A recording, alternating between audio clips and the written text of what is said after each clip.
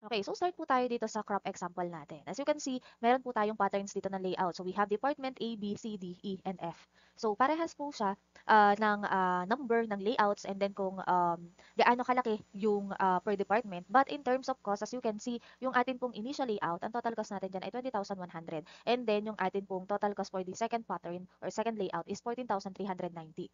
So kumbaga kung titingnan nyo dito class ay goal din naman talaga natin sa pagkikreate ng layout ay yung mas makakamura tayo.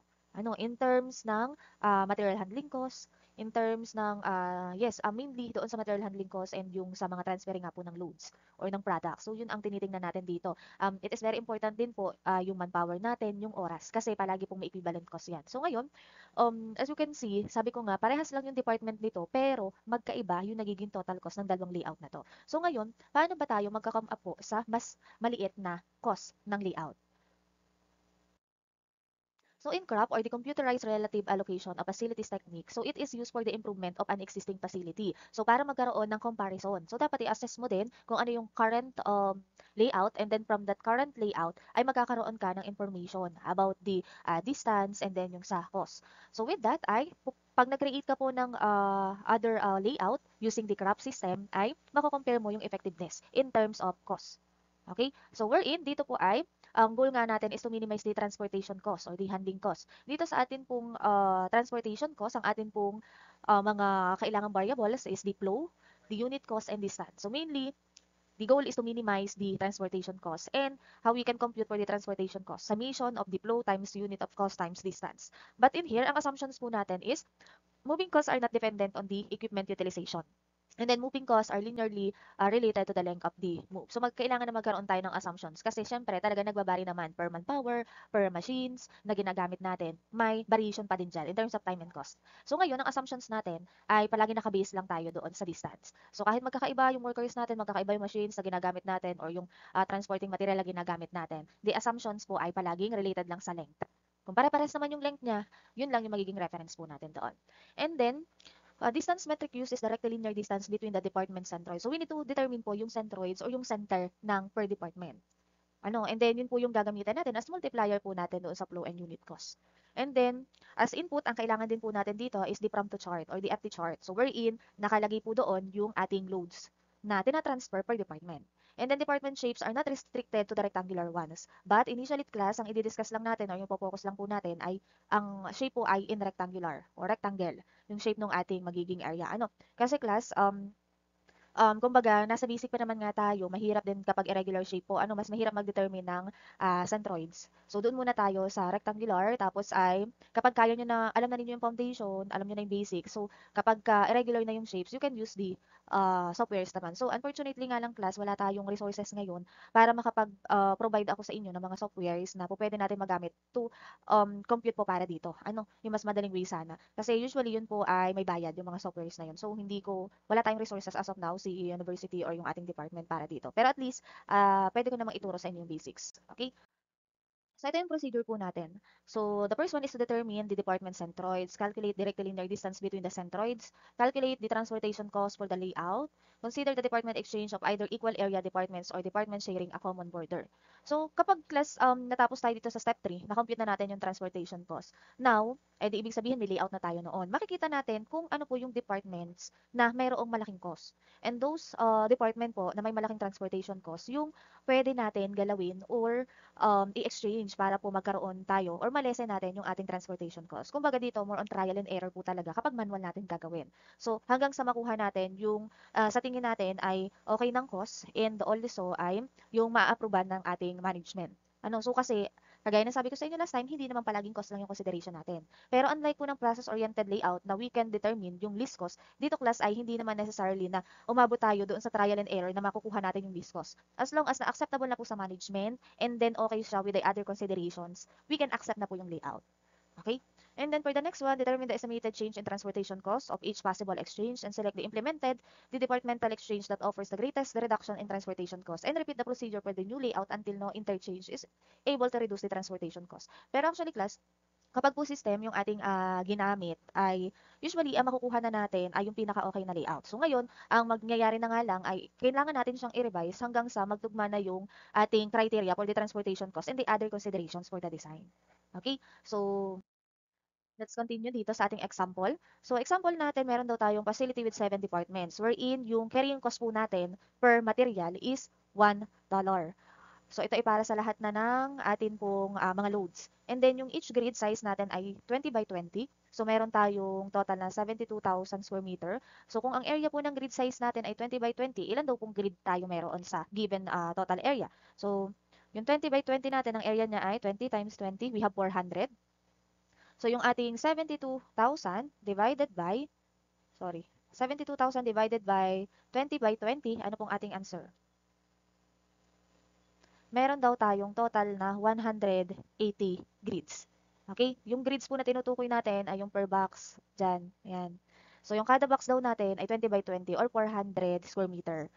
So, ngayon, ang total requirement lang po natin is 70,000. Yung buong department daw natin, ang sukat lang nun ay 70,000 square meter. So, ibig sabihin, may excess pa tayo, supposedly, na 2,000 square meter kasi ang ating available nga ay 72,000. So, ngayon, ito po yung ating area. Ito yung ating mga department and then yung area per department. So, for the receiving, meron tayong 12,000. And then, ilan pong grids ang kailangan natin doon sa area ng 12,000? So, ang gagawin lang natin ay yung 12,000 po natin, sorry, 12,000 natin, divide lang po natin doon sa 20 by 20 natin. So, we have 12,000 divide 400. Ang ating pong total grids dyan ay 30. So, that's why meron tayo ditong 30. And same process po yung gagawin natin dito. Given yung area, tayo ang magdedetermine ng number of grids. So, katulad dito, sa 8,000 assembly, 8,000 divided by 400, meron po tayong 20 grids. So ngayon, add nga natin yan. So 'di ba sabi kanina ay may available grids tayo na 180. So kung i-add natin itong mga na-determine nating grids mula A to G, so we have 30 plus 20 plus 15 plus 30 plus 20 plus 30 plus 30. Ang total po nun ay 175. So paano po yung labis na 5? Kasi nga may 180 dapat yung ating grids para mabuo natin yung rectangle shape na layout natin. So yung labis po natin, magsaset tayo dito ng dummy. So, 'di ba, ang excess natin na area ay 2,000. So, with that, meron po tayong excess na grids na 5. So, sasama natin siya para mabuo po yung ating rectangular shape na layout. Okay, so ngayon, okay na tayo sa area and then sa number of grids. And then ito namang flow, in real life or in real application, tayo magdedetermine yan. Sa flow, yung number of loads na meron tayong tinatransfer per department. So, pero dito, syempre, sa example natin, given na po yung ating flow or the number of loads per week. Actually, hindi naman necessary per week lagi. Nakadepende sa atin kung anong gusto natin gamiting unit. Kung siya ay per day, per week, monthly, or yearly, and so on. Nakadepende yan sa atin. Okay? So, as long as na yung measurement po natin sa lahat ng department, kung per day yung sa A to B, dapat sa lahat po ng department, yung ating i-measure is per day din po. Para hindi tayo magkaroon ng miscalculation. Okay? So, ngayon nga, dito po sa ating scenario or sa ating given, yung ating pong total available space is greater than the total required space. Okay? So, given this, um, paano ba tayo nagko-conduct ng crop? So sa crop natin ay dito ang ginawa lang ay ini-layout lang natin or inilagay lang po natin ng magkakasunod. Wala tayong naging reference unlike po nung ating sa process-oriented na may rules tayong sinusunod or may itinuro ako sa inyong rule na kailangan sundin para makuha natin yung optimal layout. So dito naman ay hindi. So kung halimbawa ang provided sa ating initial layout ay ito yung una nating nagawang layout, we need to determine lang kung ano po yung magiging transportation cost niya. Para po, ma-check natin kung ano-ano yung mga department na po pwede nating i-exchange. So as you can see, ang ginawa sa layout dito ay magkatabi yung ating receiving and shipping. So usually naman talaga sa mga company, either magkabila ang dulo yan or magkatabi yung receiving and shipping kasi siya po ay related parehas kay warehouse. Okay? And then, dito naman inilagay si B, si C, si D, E, F, and H. So, nakadepende doon sa number of grids kung ilan po yung ating magiging area po dito ng ating per department. So, katulad nung A, 30 grids siya. So, we have yung 1 to 10, and then dito naman ay 1 to 3. So, 3 times 10. Buong area po na iyan, 30 grids, yung sakop ni uh, Department A. Okay? So ngayon may initial layout tayo. Ito yung ating i-assess. Okay. So ang kailangan po natin gawin ay to determine the department centroid. So paano ba natin i-determine yung department centroid? So initially dito nga po sa layout natin, ito check lang natin saan ba yung gitna. So hahanapin po natin yung gitna tulad dito si A. So since siya po ay yung ating sa horizontal, dito ay 1 to 10. So ang gitna po niya ay divided by 2 lang natin. Gitna niya ay 5. So we have 1, 2, 3, 4, 5. So, dito siya. And then, in terms naman sa vertical po natin, since siya po ay 1 to 3, ang gitna naman po niya ay 1.5. So, saan yung 1.5? We have 1, 1.5. So, kaya po dito ang centroids natin. Okay, how about naman si G? Si G naman po ay 11 to 18. So, 11 to 18, 18 minus 11 divided by 2, we have 3.5. Sorry. 3.5. So, kakount tayo mula kay 11 ng 3.5. So, we have 1, 2, 3.5. Wait lang. Double check ko lang. 1, 2, 3, 4, 5, 6, 7, 8. Sorry, 8 pala to. 11 to 18. So, better na din na bilangin natin mismo yung grades para hindi tayo magka-error. So, katulad nito, mula dito, yung sa G natin. So, ang count natin ay mula dito. 1, 2, 3, 4, 5, 6, 7, 8. So, total siya ng 8 yung grids natin dito sa horizontal. Ngayon, ano po ba yung center niya ng 8? So, 'di ba, ang center ng 8 po natin ay sa paapat. So, we have 1, 2, 3, and 4.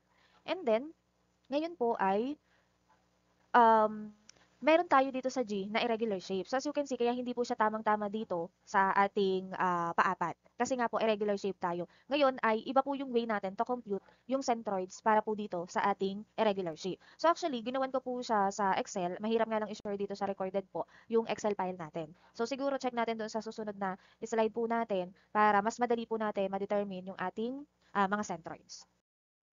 So, how to solve nga ba ng step by step? Kasi as you can see, yung pong provided sa book natin, yung slide lang natin kanina, yun na po yun.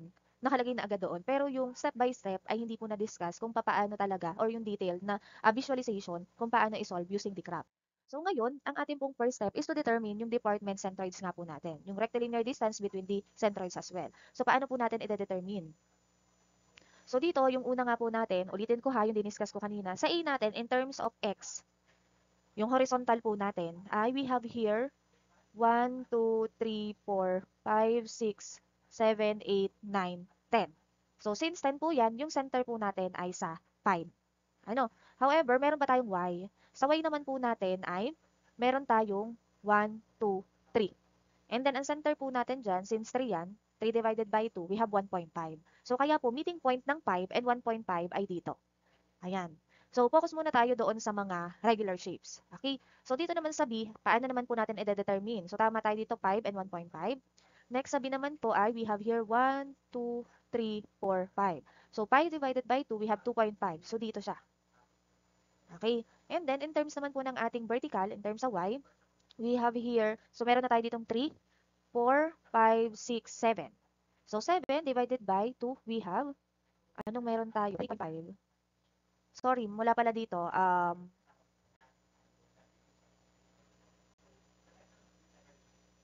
2, 3, 4, 5, 6, 7. So, since 7 po tayo, saan ba lang tayo mag-i-start? Dito po sa, sorry, dito pala lang ang start natin. 4, 5, 6, and 7. So, since may apat lang naman po tayo dito, so ano yung magiging middle po niyan or yung center ng ating apat? So, yung atin pong pangalawa lang. Ano yung pangalawang line natin? So, dito ang center niya. Ayan. So, ang meeting point po ay ito. Ayan.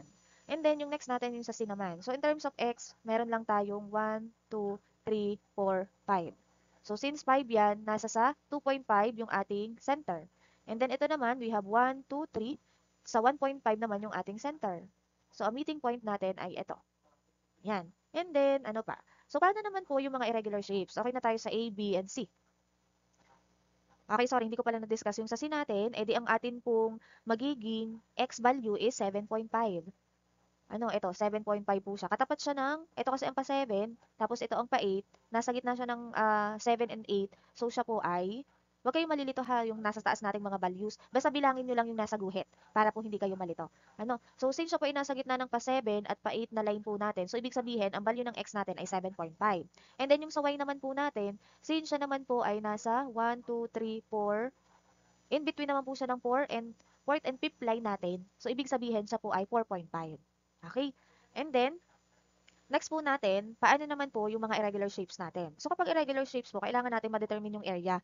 And then, i-divide natin sa ng total number po ng areas natin. So, one by one, determine po natin yung area ng per box natin dito or per layout natin dito. Katulad nung D, So sa D, kailangan natin mag-determine ulit ng rectangular shape para mas madali po sa atin na i-determine yung area. Kasi pag irregular shape, mahirap i-determine yung area niyan. So mahirap din hanapin yung ating X bar at Y bar. Yung X and Y natin, yung center natin. So ngayon, pwede naman iba't iba yung pagkakahati natin as long as na mahati po natin siya into regular shapes. So dito ang pagkakahati ay ito. Ayan. So meron tayo ditong malaking area, yung area ng big, and then ito naman po yung sa ating medium, and then yung small natin ay ito. Ayan. So given that po ay, unahin natin yung area ng big. So ilan po ba daw ito? So we have 1, 2, 3, 4, 5, 6, 7, 8, 9. 9 by 2 na grid. So ang total area po niya ay 18. And then yung sa medium naman po natin, we have 1, 2, 3, 4, 5, 6, 7, 8. 8 by 1 naman siya. So ang area natin ay 8. And then for the last one, yung small natin, we have 1, 2, 3, 4. 4 by 1 siya or 1 by 4. So ang area natin ay 4. So ngayon, let's determine naman po yung ating X bar and Y bar. Para po dito sa big, so count lang ulit natin yung grids niya. So we have 1, 2, 3, 4, 5, 6, 7, 8, 9. So since 9 po siya, ang center po niya, 9 divided by 2, ang ating pong center ay 4.5. Okay? And then in terms naman po nung ating y-axis or the y-bar, so dito siya pa 8 and then pa 9. So ang center ng 8 and 9 ay yung ating pong pa 8. Ano, ito ang gitna. Ayan. So, kaya po ang y-bar natin ay 8. So, actually class, magiging guide nyo pa din itong nasa taas, pero wag nga po kayong malilito. Ano? So, try ninyo magguhit-guhit para mas madali yung pagkakabilang po ninyo. Ano? And then, ang next naman po niyan ay kukuhanin natin yung x bar area or i-multiply lang po natin itong x bar dito sa area. So, we have 18 times 4.5, x bar area po natin ay 81. And then, y bar area natin, 18 times 8, we have 144.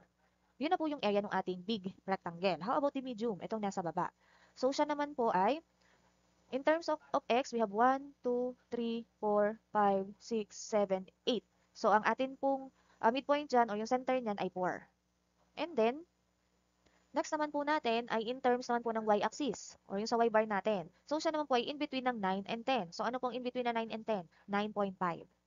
Okay, and then same process lang po, multiply lang natin, kuhanin natin yung x bar area, 8 times 4, we have 32, and 8 times 9.5, we have 76. And then for the last one, yung ating nanditong D, sa small natin, so we have here yung atin daw pa 5, 6, 7, 8. 5, 6, 7, 8 yung atin pong,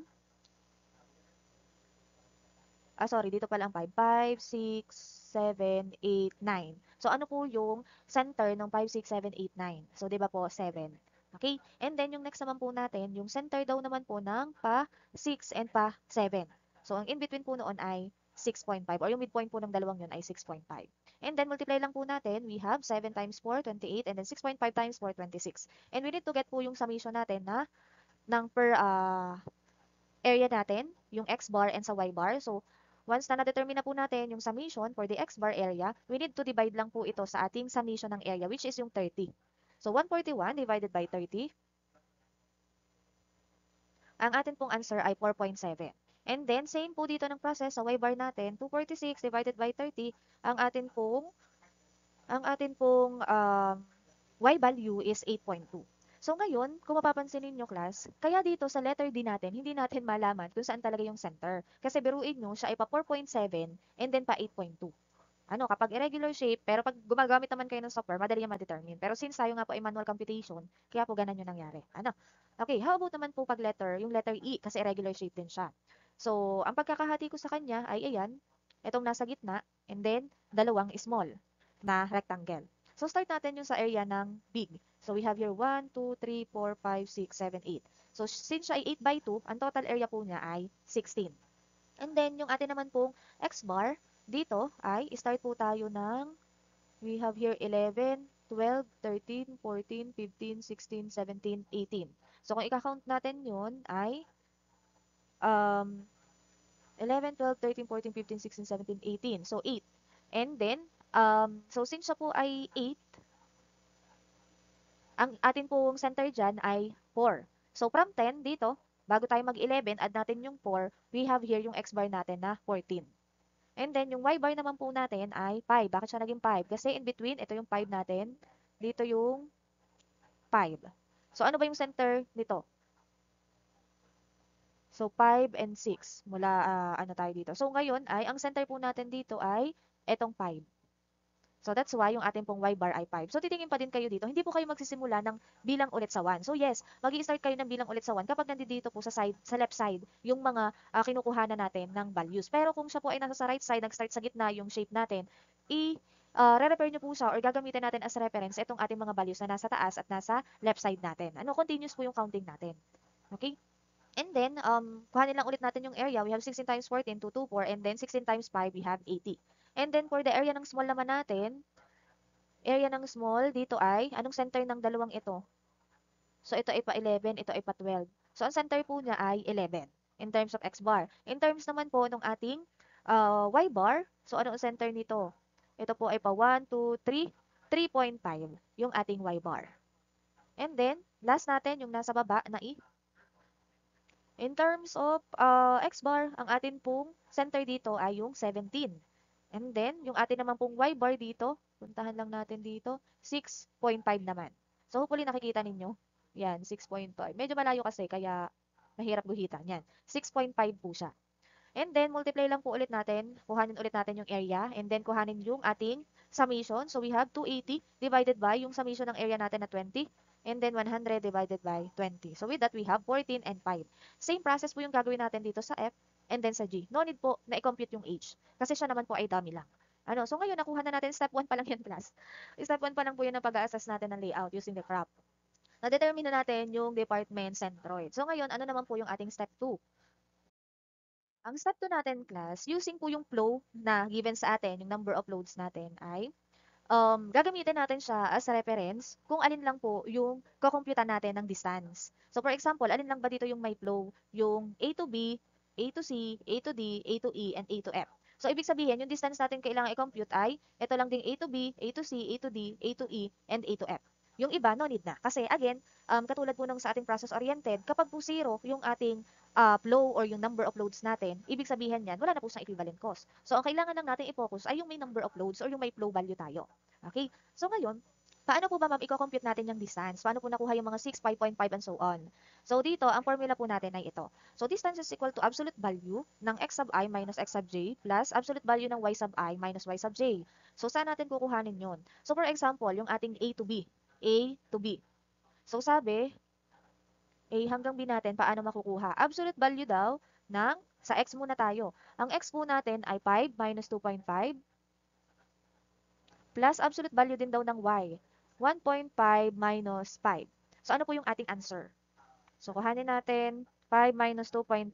Absolute value, answer natin dito ay 2.5 plus 5 minus 1.5. Answer natin dito ay 3.5. So, with that, ang total po natin ay 6. Yan po yung ating nakuha dito. And then, same process po tayo. For example, yung A to C naman. A to C, absolute value tayo ng 5 minus 7.5 plus yung atin pong y naman ay 1.5 minus 4.5. So, meron tayo ditong 2.5 plus 3. Total tayo ng 5.5. Okay? And then, try nga natin itong sa padulo. So, saan pa tayo may cost dito? Yung F to B. Meron din daw tayo.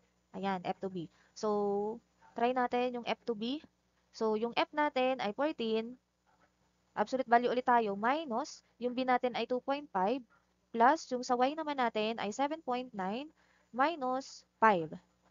So dito, 14 minus 2.5, we have 11.5 plus 2.9. So ang total natin ay 14.4. Ayan, ito, 14.4. So, ganun lang po. Isosolve lang natin lahat. Lahat ng may value dito sa flow, isosolve natin yung distance. And same lang po yung kukuhanin natin formula. So, ngayon, isolve nyo po siya one by one. Huwag nyo igagaya sa discussion na nililikdangan yung iba. So, for the sake na lang din class ng, ng memory po, ng ating, kumbaga yung space sa drive, kasi limited lang. So, hanggat maaari, kung sa tingin ko naman po ay nakapagbigay na ako ng example na i-discuss ko naman na, kayo na po yung magtuloy. And also, please reconfirm or inform me po if ever may mali ako dito ang computation sa pagkaka-input ko. Kasi, ayun, minsan talaga ay nagkakaroon din po ng error sa ganito. At medyo madami, yun nga ang ano ko dito. Hindi naman mahirap i-solve kung tutuusin. Kaya nga lang, sa sobrang dami po, ay nagiging prone talaga siya sa error na mga pag-i-inputs. Ano po? And ayun, to continue, once na na-determine na natin yung distance, okay na tayo, may flow tayo, may distance tayo, tapos yung cost daw natin ay $1, yung carrying cost, we can now compute for the transportation cost. So sa transportation cost, let's calculate the transportation cost for initial layout. We have flow times distance times cost. Wherein ang carrying cost daw natin ay $1. So ngayon, i-multiply lang po natin yung given po sa atin na flow. Sorry, hindi ko pala nailagay dito. Yung flow natin, multiply natin sa distance na nakuha natin na 6, multiply sa 1. So kanina, yung atin pong flow na nakalagay dito, I think 45. And then, dito naman po ay 15. Then, 1, dito naman po ay 25. Ano, so yan po yung mga flow na nakalagay natin. So, i-multiply lang natin yung flow dito sa distance. So, yung A to B na flow natin ay 45, multiply sa A to B na distance natin na 6, multiply sa carrying cost na 1. So, we have 45 times 6 times 1. Answer po natin dito ay 270. And then, for the next one, yung A to C naman natin, yung AC natin, we have 15 times 5.5 times 1. Ang answer naman po natin dyan ay 82.5. And same process po. Katulad dito halimbawa nung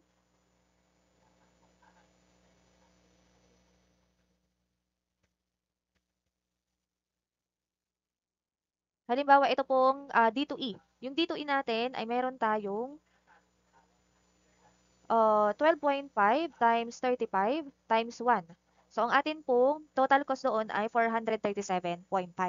So same process ng pagdedetermine po nung ating transportation cost per department. And then, ito total lang po natin. Kuhanin natin yung summation ng per row po natin. So dito we have 270 plus 82.5 plus 17.5, 175 plus 125 plus 77. Ang total po niya ay 729.5.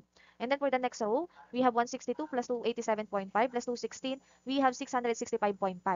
And so on. Ano, kukuhanin natin yung lahat para makuha po natin yung total na transportation cost. So, ibig sabihin, yung initial layout daw natin ay merong transportation cost na 2,856. So, actually, class, kung mababalikan niyo yung previous slides ko po and then yung nasa book, magkaiba kami ng sagot. So, not sure kung ang nagka-error po ay dito sa computation ko, pero din-double check ko na kasi siya kagabi. I think wala namang error, kaya triple check ko pa po sa inyo para at least ay makita natin kung nagkaroon talaga siya ng error. Pero ayun nga po, possible din talaga na magkaroon po ng difference kasi in terms of decimal places and automatic kasi yung computation na ginamit doon sa material natin, system yung ginamit. So possible talaga na magkaroon po ng gap. Kaso medyo malaki kaya gusto ko pa rin i-verify kung talagang tama itong mga values ko dito. Ano? So siguro ang mahalaga din ay alam natin yung process na ituro ko po sa inyo yung process para you can verify po. Ano? And then, class, ito po yung initial layout lang. Dito manggagaling yung information kung ano po yung ating susunod na step para maayos natin yung layout, para mas malesen natin yung transportation cost. So, since ang goal natin is to lessen the transportation cost, ang kailangan natin gawin ay tingnan po natin ano ba yung department INJ na may pinakamalaking cost. So dito, highlighted ko po ay yung ating department DNE and yung ating department FNG. So ibig sabihin, ito yung mga kailangan nating i-adjust initially. Hindi naman kasi pwede natin pagsabay-sabayin na magkaroon ng exchange. Ano po? So ito yung pwede nating ayusin muna para malesen natin yung cost. So kaya nga dito, sabi ay, yung Department END nga daw po and Department FONG, so kahit pa sabihin natin na medyo magkaiba yung value namin ng total cost, same pa din po kami ng na-determine ni book na mga departments na kailangan na i-exchange. So ngayon, ito yung ating initial layout kanina. Kung ang kailangan daw po pala natin gawin ay paglapitin si END saka si FNG, ano yung pwede natin i-adjust dito sa layout? Paglapitin daw si END saka si FNG. So, po pwede natin gawin ay pagpalitin po ng pwesto si E and F para lumapit si E kay D and lumapit si F kay G. Ano po? So, yun yung pwede natin gawin, sunod na step, and then uulitin ulit natin yung step 1, 2, and 3 to determine kung ano yung cost. So, kung mas maliit po yung cost noon, ibig sabihin ay mas better po yung layout na yun in terms of transportation cost. Ano? Ganun po yung proseso. And then, kapag po nakita natin na meron pa tayo ulit na malaking cost, katulad nito, yung 287 natin, and then yung 216, yun yung po pwede natin ulit i-adjust. Tapos, balik ulit tayo sa step 1, 2, and 3. Okay? Ganun po yung use ng ating crop. So dito nga po, for the selection criterion for exchange, estimated change in transportation cost, consider two departments I and J. So let the centroids of each location be yung ating location I and location J. So yung ating kasing I and J naman, ang dinidenote lang naman nito ay yung ating initial department or yung department 1 natin, tapos ito naman si department 2. Yan lang yung mga variables na ginagamit natin, I and J. And then, compute for the exchange and total transportation cost by using the new estimated centroid. So, after natin mag-come up nga po, nagkaroon tayo ng exchange, magkakaroon tayo ng bagong layout. And then, gagawin nga ulit natin yung lahat ng prosesong ginawa po natin kanina. Ayan. So, ngayon, kapag nagkaroon tayo ng exchange, sorry. mababago din po yung centroids niyan. So, no need naman, kung halimbawa hindi nyo naman ginalaw si Department A, G, B, C, and D, no need po na i-recompute nyo yung centroids. Kasi yun pa din yung centroids niya. Ang mababago lang pong centroids ay yung in-exchange nyo pong department. Okay? So ngayon, kung halimbawa na-exchange na natin, so from initial computation po na 2,980, naging 2,800 na lang. Pero since magkaiba nga po kami ng computation, pwedeng iba yung makukuha natin after manual computation for the new layout. So maybe hindi 2,8, mas mababa pa yung makukuha natin. Okay? So ngayon, if the areas of two departments are of equal sizes, one department takes the shape of the other. Pero ngayon, paano kung hindi sila identical ng shape? So paano natin madalaman din kung identical yung shape nila or madali silang pagpalitin? Nakadepende sa number of grids. So as you can see, magkaiba yung number of grids nila. So kaya, ang mangyayari, kahit pagpalitin natin si E and F, magkaiba yung magiging shape nila. So hindi yung si F ay hindi katulad ng shape ni E before. Ano, kasi kailangan ma-allocate pa din lahat ng grids na kailangan for department F. Pero ayun, ang magiging guide lang naman natin doon is the number of grids natin. Dapat lahat ay nakalagay doon sa ating layout. So if the areas are not identical, draw a box enclosing the two department, and this enclosed shape included the grids of the two departments only, and count the number of grids of the smaller department and let this counted as K. So actually, medyo mas malilito pa kayo kapag sinunod nyo ito. Ang gagawin nyo lang naman is pagpapalitin or pag-i-exchange nyo nga po yung departments. And as long as na makikreate nyo pong layout ay masasatisfy yung number of grids, okay na yon. Ano, wag na ninyong gawin ito na ibubukod nyo pa tapos magsaset pa kayo ng value ng K. Mas mahihirapan po kayo. Ano, medyo mas matrabaho itong gawin. So ngayon, for example po, ay itong dalawang ito yung i-exchange natin. Di ba magkaiba sila ng shape? Ano, so pwede natin gawin ay iililipat natin itong dalawang ito dito.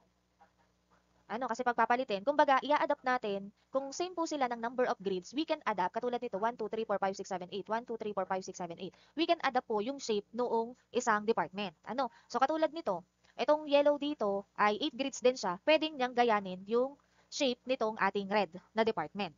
Ano, and also, yung red department natin, pwede niyang gayanin yung shape ng ating yellow department. As you can see dito, sa naging outcome after exchange. Pero, ang problem ngayon nga po ay paano kung hindi identical yung number of grids? So, as long as na sila po ay magkakasya doon sa layout natin, kasi labis naman yung ating area, ay okay lang. Kahit irregular shapes yung ating mabuo, okay lang. Basta magkapalit po siya ng area or magkapalit siya ng position. Katulad nito, yung red and yellow po dito, magkaiba ng number of grids, mas madami po yung ating red. So, as long as na malilipat natin sa left si yellow at si red naman ay sa right, okay lang po yun. Ano, basta hindi tayo po pwedeng magbawas ng grids. As long as sa kompleto and then nagpalit ng position, okay lang yun. Ganun na lang yung ating magiging rule. Okay? So baka sabihin niyo naman, ma'am, paano po kung pagka hindi kami nagkapare-parehas ng shape ng pagkakapalit nung aming department. So okay lang as long as na masunod niyo po yung pag-i-exchange nung position natin. Ano, wala naman tayong i-require diyan na pagkakapalit-palit po. Ano sa mga susunod pa nating discussion, doon pa natin kakailanganin or doon pa tayo may magiging basis kung ano yung magiging position talaga ng per department. Nakadepende doon sa ating TCR. Ano, related pa din doon sa process-oriented layout natin. Okay? So, eto kasing meron sa book natin ay medyo magulo yung pagkakalagay po ng ating, medyo nag-move yung ating mga letters, yung mga per department natin. Pero yung shape naman makikita nyo pa din. Ano? So, ito yung ating naging new layout after yung exchanging po ng ating E and F. Ano? So, dito na lang yung E, and then yung F naman po ay, ito, yung white. Lahat po yan ay F. Ayan po. So, yan yung naging bagong layout natin. Ayan. And then, after nga po noon ay, ang naging sunod na pinag-exchange ay ito naman pong B and C. As you can see, eto, B and C. Kanina nandito ang B, dito ang C. Ano? So, since sila yung may sumunod na potential na pwedeng paglapitin or pagpalitin para mas lumapit po si B kay F, and then si C naman ay dito kay A. So, if two departments are not equal in area, then adjacency is necessary but not sufficient condition for an exchange. So, INCRAF is unable to exchange departments 2 and 4 without splitting the department 2 or shifting other departments. So, dito, si 2 and 4, as you can see, magkaiba po siya ng number of grids, katulad na ina-explain ko kanina. Ano? So, ngayon, kung pag-i-exchange po sila, ay hindi po pwede na hindi i-split natin si 2 kasi mas madami nga po yung kanyang grid. So, po pwedeng um, ilipat natin dito si 4, dito, pero mahahati. Ano, so halimbawa ay dito si 4 pa ulit, pero ito may matitira tayo ditong 2. Ano, hindi po pwedeng walang matitirang 2 kasi nga po imposible sa layout.